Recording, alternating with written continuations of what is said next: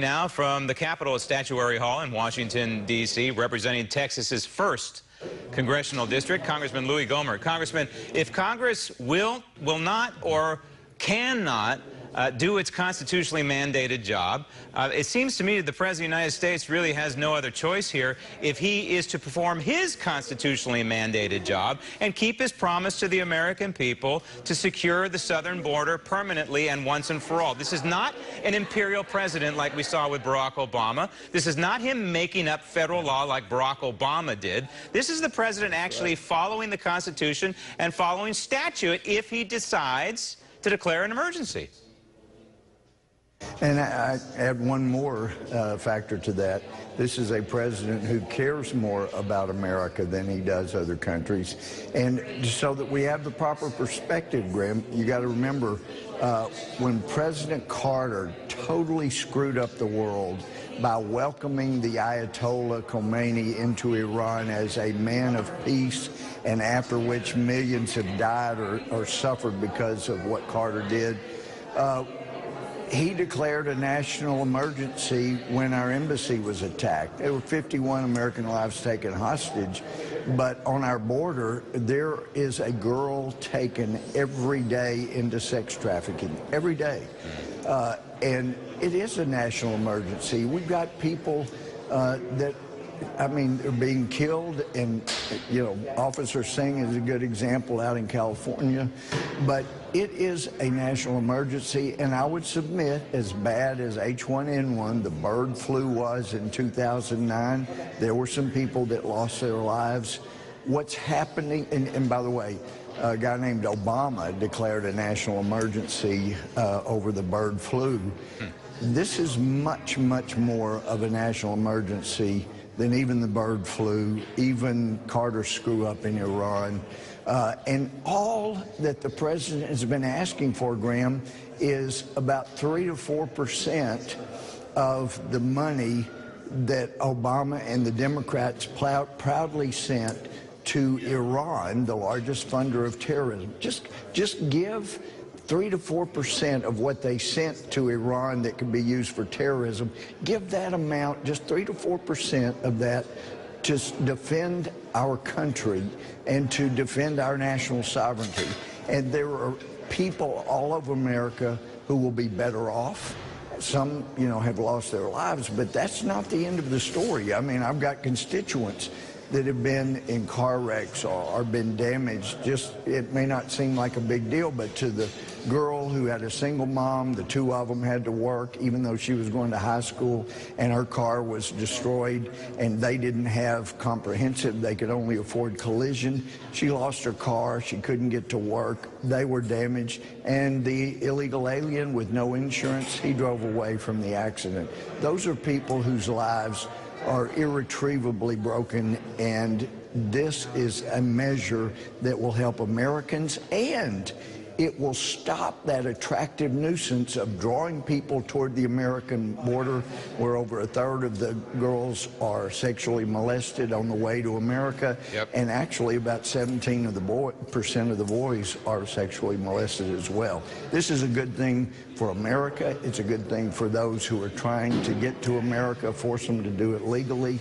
And it also will help end the massive billions of dollars that go to the drug cartel that allow people in Mexico and Central America to have their lives upended, destroyed by the drug cartel. Every way you look at it, right, it is the compassionate, constitutional thing to do.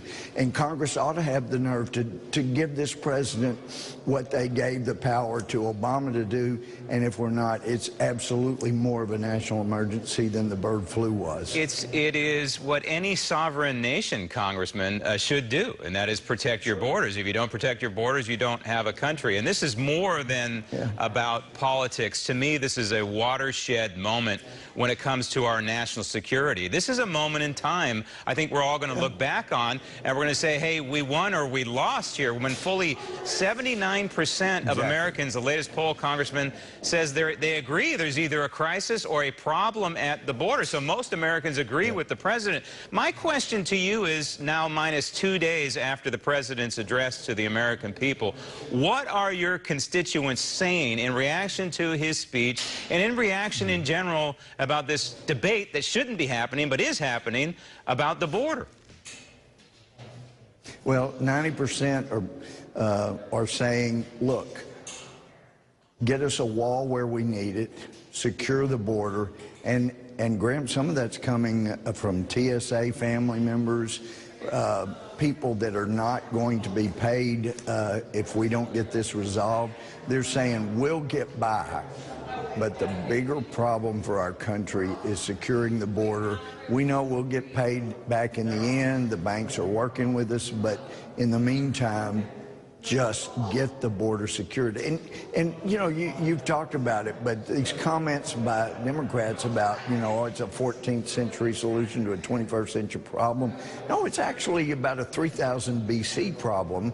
And what mankind, until this Congress, has understood to stop the illegal flow of people from one area to another, you build a wall. It can be passed by, and just like probably every Democrat that's opposing this president does, you go and you check your doors before you go to sleep. If you got kids, you make sure the windows and doors are locked and secured, not because you hate people outside the door, but because you love the people inside your home.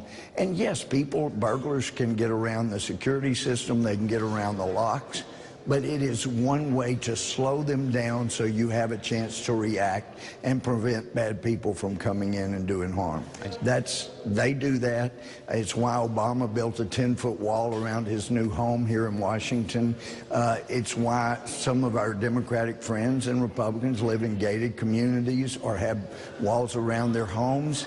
Yeah, it doesn't keep everybody out, but it gives you a chance to at least have some security and to stop people initially from getting in until the police or you can stop them. And I think you would agree with me, what a missed opportunity from the 115th Congress to solve this problem. It's just maybe the biggest blown opportunity of our lifetime. What a squandered opportunity. Oh, it's just disgusting. And you know, I didn't realize how bad it was at the time. I knew it was something we should have done day one. It was a big promise.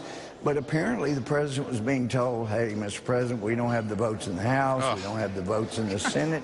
And I was amazed to find out that even the week before Christmas, before we finally had a vote on funding, on appropriations bill with the wall funding all in there, the president was still being told by then Speaker Ryan that he didn't have the votes, he couldn't pass it, and Mark Meadows said, hey, our Freedom Caucus knows you got the votes if you will just bring it to the floor. And it turned out, who was wrong? The Speaker. Who was right?